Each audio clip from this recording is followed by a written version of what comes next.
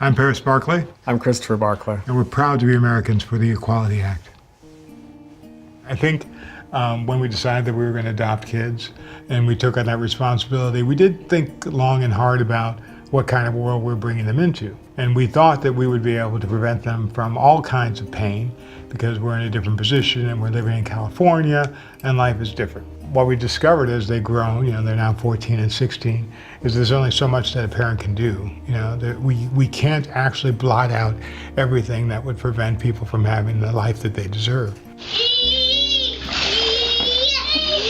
I handle a lot of our travel, and I have to look at each state that we're going to because the laws are so different. And I have to make sure that our children are protected in the sense that anyone who has kids knows that they have a medical emergency at the drop of a hat. I have to know that both of us are going to be allowed in there. So one of the reasons why we've been supportive of the Equality Act is we hope that across the nation, people understand that discrimination based on these gender characteristics and this other stuff that's really just not that important when it comes to humanity.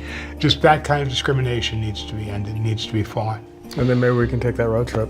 Yeah, I like it, as long as we're in the big car. I don't want to go in the little car. I like the little car. We'll have to settle that later.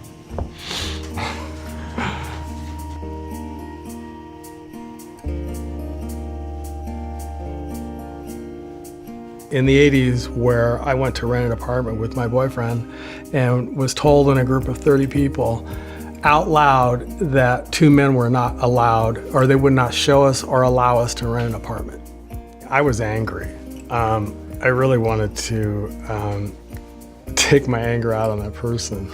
The person who I was with was squeezing my hand like, don't push this, let's get out of this room, let's leave. Because they didn't want to confront it. And to do it in front of a group of people, to try to humiliate us out of the room didn't work. One of the most amazing things that we learned is that 2/3 of youth who identify themselves as LGBTQ have said, hey, I have faced discrimination at some point in my life, 2/3, and that's a huge number. Already we have a lot of bipartisan support. I mean, it's supported by 70% in one poll. Democrats, Republicans, Independents all think that a bill like this should be the law of the land. And the rest of the people pretty much believe that it either is the law of the land and is already covered by other things, or that it wouldn't need any kind of legal legislation at all. I think that's huge. To have something that has this kind of bipartisan support is the kind of thing we should be able to get done. What message that we can send to LGBTQ young people? What would you say? I'd say hang on. There's hope coming. And there seem to be people, even in Congress, who are willing to stand up, and I think people are waking up, especially young people. And so I think the world 10 years from now is going to be very different from the world that we grew up in because of things like the Equality Act. We're going to look back on it, it's going to be like marriage equality. That's going to be something that happened and then became a fact of life, and the world wasn't destroyed because everyone got equal rights. It didn't all spin off its axis.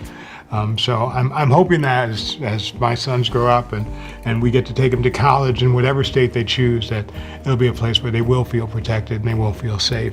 And that's what the Equality Act can do. And you're wanted. I think more than anything, you're wanted. There's people out there that really want you in the world, and you're not alone. You're so not alone. That's why we need to pass the Equality Act now. I love you. Bye-bye. Join us in the human rights campaign in this fight.